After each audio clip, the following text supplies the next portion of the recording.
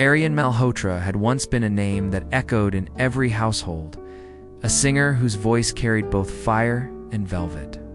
His songs were not just melodies. They were lifelines for countless broken hearts across the nation. At 28, he should have been at the peak of his glory, but fame is a cruel master.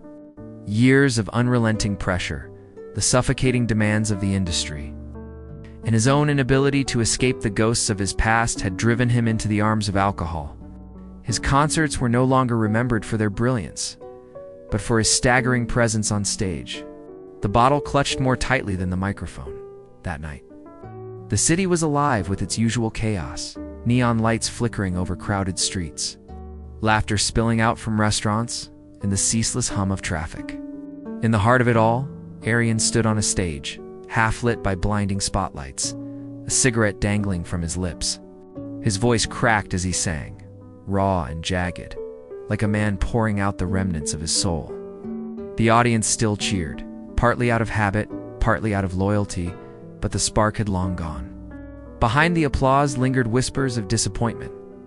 When the performance ended, Aryan stumbled out into the cold night air, his manager Kabir following in frustration.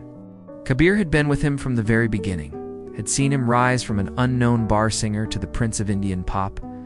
Now, all Kabir saw was a man determined to destroy himself. "You are ruining everything, Aryan," Kabir snapped, snatching the bottle from his hands. "One more night like this, and the promoters will cut you off completely. Do you even realize what you're doing?" Aryan gave him a half-smile, the kind that carried more sorrow than humor. "Contracts, awards, headlines, their cages. Kabir. Once upon a time, all I wanted was music. Now, it's nothing but noise." He turned his gaze upwards, towards the city skyline, as if hoping the stars might offer him an answer. But no answer came. Only silence. Later that evening, drawn by instinct, or perhaps by fate, Aryan wandered into a small, dimly lit bar on the outskirts of the city. The place was modest, far removed from the grand arenas he once commanded.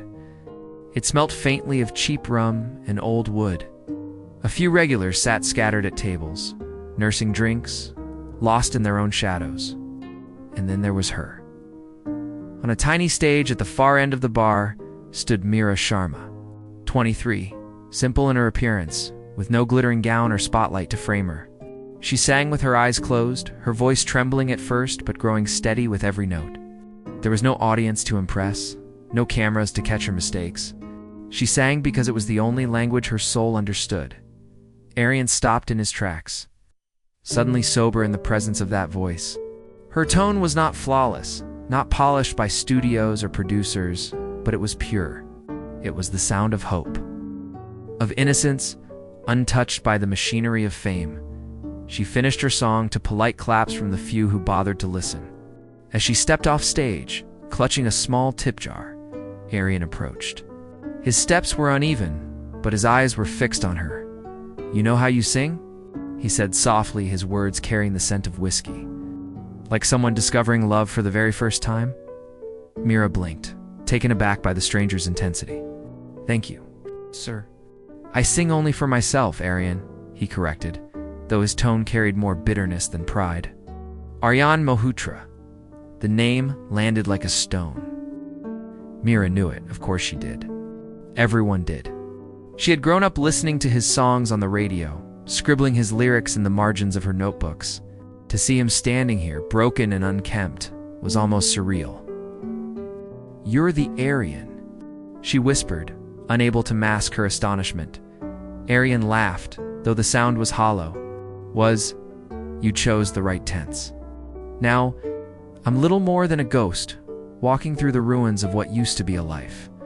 For reasons she could not explain, Ray did not recoil. Instead, she looked at him with quiet curiosity. There was no judgment in her eyes, only a strange compassion.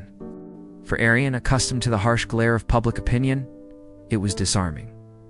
From that night, he began to return. Not to the arenas or the award shows, but to that little bar, night after night, drawn to her voice like a moth to flame. He would sit in the corner, silent, nursing his drink, letting her songs stitch together the broken seams of his heart. Sometimes after she was done, they would talk. At first, only a few words. Then, longer conversations. Slowly, without realizing, Arian began to teach her subtle notes, the depth of expression, the way to command an audience even without grandeur. Mira, in turn, gave him something he hadn't known he had lost: laughter. She teased him gently, challenged his cynicism, forced him to see that the world could still be simple, beautiful, uncorrupted. In her presence, the bottle stayed at a distance. In her presence, he remembered what it was like to breathe. One afternoon, Arian convinced Kabir to come and listen. Reluctant at first, Kabir sat through one of Mira's performances. By the end, he was speechless. Her voice was unpolished but golden, trembling yet powerful. The kind of voice that could resurrect faith in music itself. "She is the one," whispered the producer sitting in the corner. "The voice we've been searching for." For Arian, it was a bittersweet triumph. To see Mira step into the limelight, to see her dream finally take shape, filled him with pride. And yet lurking beneath that pride was a shadow, for he knew the industry better than anyone. He knew its temptations, its cruelties, its insatiable hunger. He had been its victim, and now he feared it might devour her too. Still, he chose to believe in her strength. He took her to studios, introduced her to musicians, guided her through the labyrinth he had once wandered alone. Each time she sang, she grew brighter, more radiant, as though the universe itself had conspired to lift her into the skies. One evening, the two of them sat on the beach, the horizon painted with shades of orange and violet. Arian watched her, the wind tugging at her hair, her eyes sparkling with unspoken dreams. "You've given me something I never thought I would have," Mira said softly. "A dream. A chance." Arian smiled faintly, though the weight in his chest remained. "And you've given me something I thought I'd lost forever, a reason to live." She turned to him, her expression earnest. "Then why do you keep running back to the darkness, Arian? Why the bottle? Why the pain? Let it go. You don't need it anymore." For a long moment, he said nothing. The waves crashed against the shore, filling the silence between them. Finally, he whispered, "Some wounds never heal. Mira, they only learn to hide." Her hand brushed against his, tentative but warm. And for the first time in years, Arian allowed himself to believe that perhaps, just perhaps, love could mend what fame had broken. But fate, as always, had its own design. Mira's rise was swift, almost meteoric. Within months of her first studio recording, her songs began to spread like fire. They were played on radios, shared endlessly online, and hummed in college corridors and cafes. Her voice had that rare quality that made people stop, even in the middle of their routines, and simply listen. It was not just her talent. It was her sincerity. Every word she sang came from a place untouched by artifice. Arian watched it unfold from the sidelines, a mixture of pride and dread consuming him. He had orchestrated her entry into the world that had once devoured him, and now she was flourishing. Record labels came knocking. Journalists begged for interviews, and fan pages sprang up overnight. The spotlight that had once been his was now hers. But Arian never envied her. He only feared what it might cost her. At award ceremonies, she shone like a star freshly carved from the heavens. She thanked him in every speech, insisting to the world that Arian Malhotra had been the one to believe in her, to give her the platform. Yet Arian himself remained in the shadows, declining invitations, avoiding cameras, unwilling to steal even a sliver of her light. For a while, things seemed perfect. They grew closer, bound not just by music, but by a love that quietly deepened. Mira's world was expanding, but her heart never drifted from him. She cooked for him when he forgot to eat, teased him when he grew too somber, and stayed beside him on nights when the past threatened to drown him.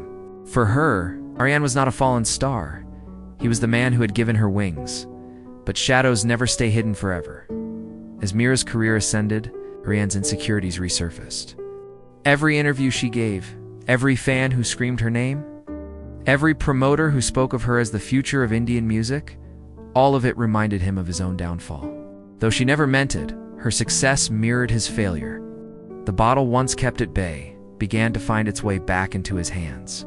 One night, after a particularly grand performance of Mira's, Arian slipped away from the after-party. He stood on the balcony of their hotel suite, drink in hand, staring at the city below.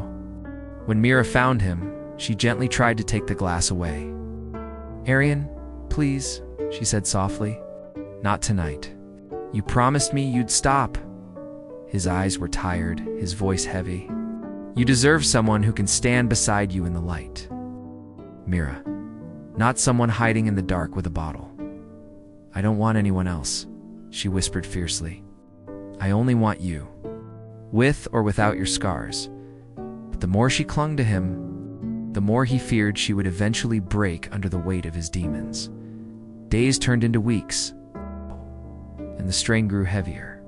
Mira tried everything, encouraging him to return to the studio, persuading him to perform again, even suggesting therapy. Arian would nod, smile faintly, and promise he would try. But in the solitude of his room, the silence pressed too hard. The whiskey would win. Yet in public, he never faltered for her sake. When she sang, he was always there, hidden at the back of the hall, watching with pride. She never stopped acknowledging him, never stopped pointing towards the man who had made her dream possible. And the more she credited him, the more he shrank inside, convinced he was nothing but a burden chained to her soaring wings. The breaking point came one evening after a recording session. Mira had just been offered a major international tour, the kind of opportunity that could cement her as a global icon. She rushed to tell Arian, her eyes shining with excitement. "They want me to perform in London, Paris, even New York," she said breathlessly. "Can you imagine? Arian, it's everything I ever dreamed of." Arian smiled, but it was hollow. "That's wonderful, Mira. You deserve it all." She reached for his hand. "We'll go together. You'll come with me, won't you? We'll start fresh, away from everything that hurt you here." For a moment, he wanted to say yes. He wanted to believe it was possible, that he could shed his shadows and follow her into the light. But the truth was crueler. He could not run from himself. His demons would follow him across oceans. "I can't," he said finally. Confusion clouded her face. "What do you mean you can't?" "Arian, I don't care about the past. I only care about us." He pulled his hand away gently. "You're destined for the skies. Mira, don't let me be the anchor that keeps you on the ground." Tears welled in her eyes. "You're not an anchor. You're the reason I can even fly." But Arian turned away, unable to bear the look of desperation in her eyes. He knew what he had to do, though the decision carved into his soul like a knife. That night, when the city slept, Arian walked alone through the streets. Memories crashing over him like waves. He remembered his first performance, the roar of the crowd, the thrill of being seen. He remembered the emptiness that followed, the weight of expectations, the whispers of betrayal. And finally, he remembered Mira, her voice, her laughter, her unwavering faith in him. At dawn, he left a letter on her bedside table. His handwriting was shaky, but his words were steady. "Mira, you are the light the world needs, not I. I was given my chance, and I squandered it. You still have your whole life ahead, and I refuse to let my brokenness tarnish it. I love you too much to be your burden. Sing for me, sing for us, and know that every note of yours will carry me into eternity, forever yours. Arian." By the time Mira awoke, Arian was gone. They found him later that morning. By the sea where they had once sat together, his body lay still, the waves lapping gently at his feet. In his pocket, a half-empty bottle of whiskey. In his other hand, a small locket containing her photograph. The news shattered the nation. Headlines screamed of tragedy, of the fallen idol who had chosen silence. Fans mourned, critics wrote endless articles, and the industry mourned the voice it had destroyed. But no one felt the loss as Mira did. She did not perform for weeks. Her voice, once radiant, now trembled with grief. The world urged her to move on, to continue her career, but she resisted. What use was music when the man who had given her everything was gone? And then, one evening, she returned to the same small bar where they had first met. She stood on that modest stage, clutching the microphone with trembling hands. This was his place, she said softly to the handful of patrons. The place where he found me, where he reminded me that music is not about fame, but about truth. Tonight, I sing for him. Her voice rose, broken, yet beautiful, carrying both sorrow and love. Every note was a farewell, every word a promise. The crowd wept silently, moved not just by her voice, but by the story it carried from that day on. Mira continued to sing, not for the world, not for the charts, but for Arian. Every concert, every recording, was her way of keeping him alive. She refused to let his sacrifice be in vain years later. When people spoke of her, they called her the greatest voice of her generation, but Mira always corrected them gently. No, she would say, I am only an echo. The real voice was Arian Malhotra. Without him, I would have remained a whisper. And so, though Arian's life ended by the sea, his music lived on through her. Every time she sang, the world unknowingly heard him to fade out,